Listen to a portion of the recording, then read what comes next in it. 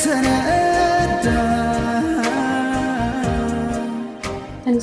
እኔ ማርያምን አላሰኘኝ የሚቅርብ እንዴ መብላት አለብን። መድኃኒት ይሄ ሁሉ መድኃኒት ቤተሰብ ይሄ ሁሉ መድኃኒት ነው እያስታቀፉት እና ይሄኛው ጭራሽ ማለት ነው 4 ነው የሚወሰደው በአንድ የቀጠሮ ሰዓት እየደረሰ ነው። ውስጤን ሰብሬ ስበድል ዛሬም ልቤ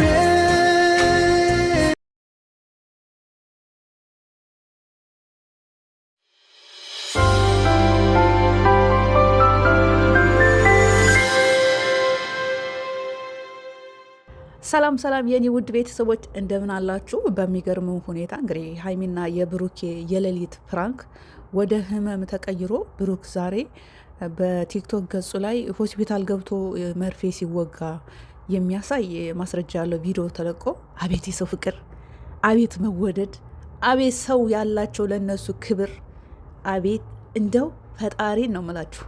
እውኝ ስሙኝ፣ በተለይ በስደት ላይ ያላችሁ አረብ ሀገር በሰው ቤት ያላችሁ ስቲል በሰው ቤት ያላችሁ አሁን በሶሻል ሚዲያ ላይ የፈለገ ሰው ምንም የስራ መብቱ ነው። በሚዲያው በራሱ አካውንት አትጸዳደቡ። ፍቅርን ለመስበክ ሞክሩ።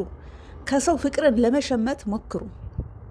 አቤት ፍቅር! ብሩክ በለቀቀው በቲክቶክ ገጹ ላይ በለቀቀው ቪዲዮ ሰው ምን እሪ ዩቱብ ላይ እሪ፣ ቲክቶክ ላይ እሪ፣ ምን ሆነ ነው? ምን ኮንክብን? በጣም ነው የሚያስቀናው። ፈጣሪም በጣም ነው የሚያስቀናው። በነገራችን ላይ ቪዲዮ ሀይሚ የሰራችው ቪዲዮ ሬዲ ከሆነ በኋላ ነው ያ ቲክቶክ ላይ የተለቀቀው። ከዛ በኋላ ነው እንጂ የሆነ ምሳ ሰዓት አካባቢ ነው ብሩክ የለቀቀው ቲክቶክ ላይ። ከዛ በኋላ ቪዲዮ ተቀርጾ ካሜራማን መጥቶ ኢዲት ተደርጎ ምናምን አይደለም። በኢትዮጵያ ኔትወርክ ይቅርና እኛ ከሀገር ውጭ ያለነው ራሱ ከምሳ ሰዓት በኋላ ቪዲዮ ተቀርጾ ዩቱብ ላይ ተጭኖ አይደርስም። ያው ቪዲዮ ከተቀረጸ በኋላ ነው። ግን ቲክቶክ ላይ ተርበተበኩ። ለምን ቪዲዮ የምሰራበት ሰዓት አይደለማ። ማርያምን አላስብ ስላለኝ ነው እግዚአብሔርን እንጂ ተመችቶኝ አይደለም አሁን ቪዲዮ የምሰራው። ግን በቃ ገረመኝ የብሩክ የሀይሚ በቃ የሰው ፍቅር እስከ ጥግ ድረስ ነው ያላችሁ። እንደው የሌሎቹን ሳክስ እንዳታመጡት ነው የምለው እኔ እግዚአብሔርን። የሌሎችን የውሸት ሳክስ እንዳታመጡት በእናታችሁ በፈጠራችሁ። ህዝብ እንደዚህ ነው የሚንሰፈስፍላችሁ። ተመልካቾቻችሁ እንደዚህ ነው የሚንሰፈስፉላችሁ። ምንም ያረገው የጻፈው ነገር የለም።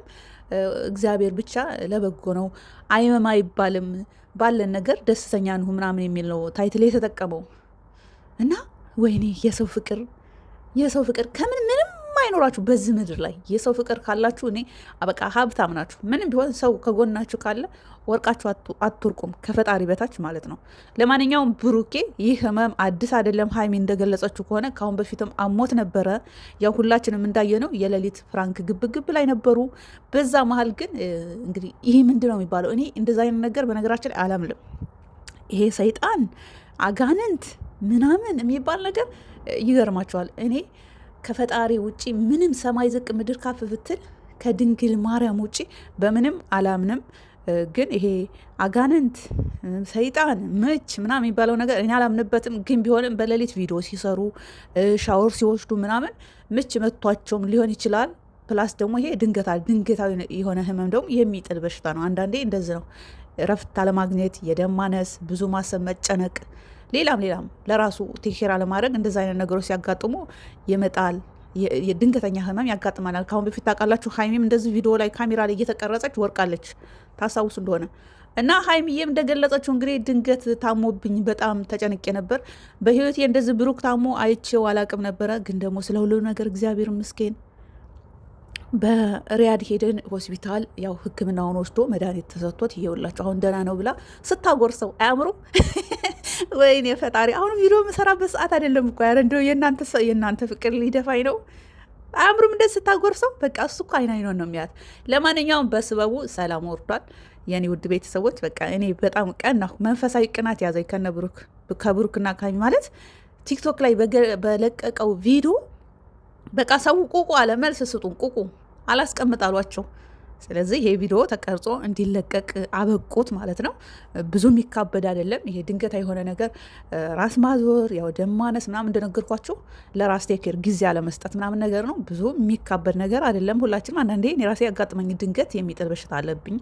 ሀይሚም እንደዛው እንደነገርኳችሁ። ለማንኛውም አረ ይመቻችሁ፣ ማርያምን ሀይሚና ብሩኬ ይመቻችሁ። በሰበቡ ሰላም አወርዳችኋል። ነገ ደግሞ ተጣላን ብላችሁ አዲስ እንዳቀጥሉብን።